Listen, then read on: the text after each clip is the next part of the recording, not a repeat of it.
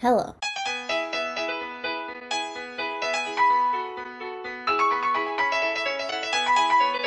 Since Halloween is fast approaching and the World Series is going on right now, I wanted to do a video that kind of collaborates on those two ideas, and then I did a bunch of Googling and I stumbled on some articles that talked about venues that are haunted in sports. One of those venues happens to be Dodger Stadium, which the Dodgers are one of the teams competing in the World Series right now. I want to address the Dodgers haunting thing with sensitivity, actually all of them with sensitivity.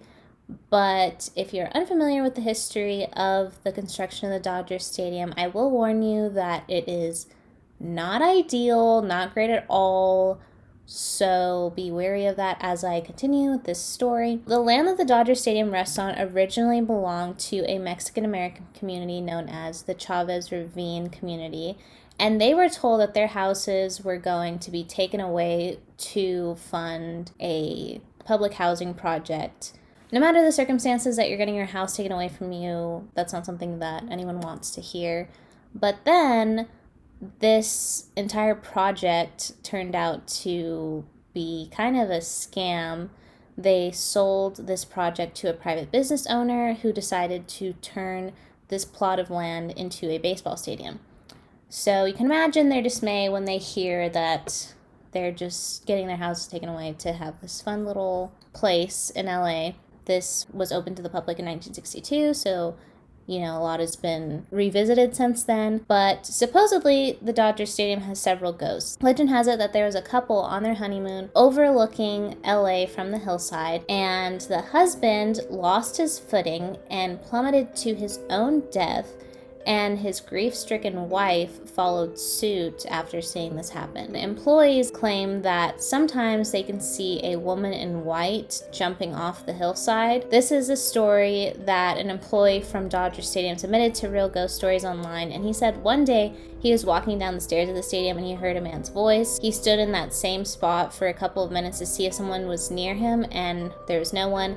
A friend of his who worked at night said that sometimes you'll hear people running through where the concession stands would be, or that he's been in the stadium and he'll hear a couple talking like they're watching the game, but there's nobody there. This could be because of the past. There's also just a lot of people that have died in that stadium, and there's not really a number to how many. I really thought that based on the history of the stadium, there was going to be a more intense sense of haunting there. So next we have Frontier Field in Rochester, New York. When construction began in 1996, employees reported that they found human bones where the stadium was being built. So they're off to a bad start with that. When you hear something like that, you don't feel great, at least. That is basically the justification for the entire haunting thing that I'm going to elaborate on. So in 2004, Rochester Paranormal did a private tour of the venue, which concluded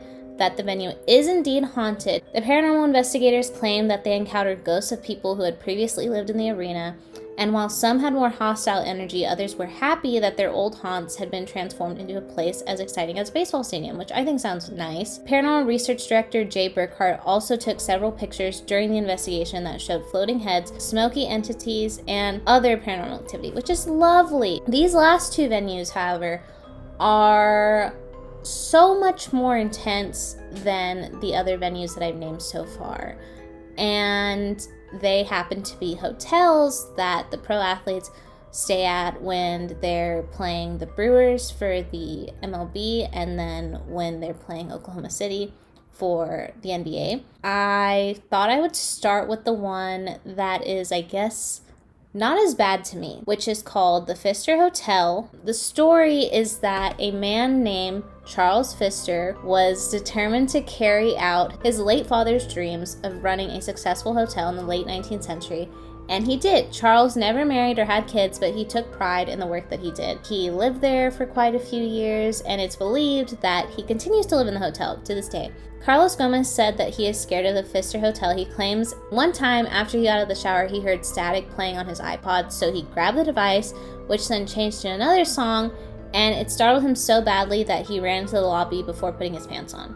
Marcelo Ozuna and Carlos Martinez were also not fond of their stay at Pfister. Both of them claimed to see ghosts, and Martinez uploaded a video on Instagram where he explained that they were all in Francisco Peña's room and they were all going to go to sleep together, and if the ghost decided to show up, they had plans to beat him up together, which I think is really sweet. I think it's a good bonding experience. The last venue I'm going to talk about is significantly more unpleasant, I would say, than any of the other ones I've talked about so far, and it is the Skirvin Hotel in Oklahoma City. Numerous players have been startled by their experiences at the hotel, including Kyrie Irving, who is literally producing a movie about the paranormal activity going on at Skirvin, so I'm going to assume that it's somewhat significant. Story goes that the hotel owner, W.B. Skirvin, had an affair with a maid named Effie, who was pregnant with his child. Ashamed, Skirvin locked Effie in a room on the 100th floor during her pregnancy, and throughout the whole thing, she was just so mortified by her experience that after she gave birth, she jumped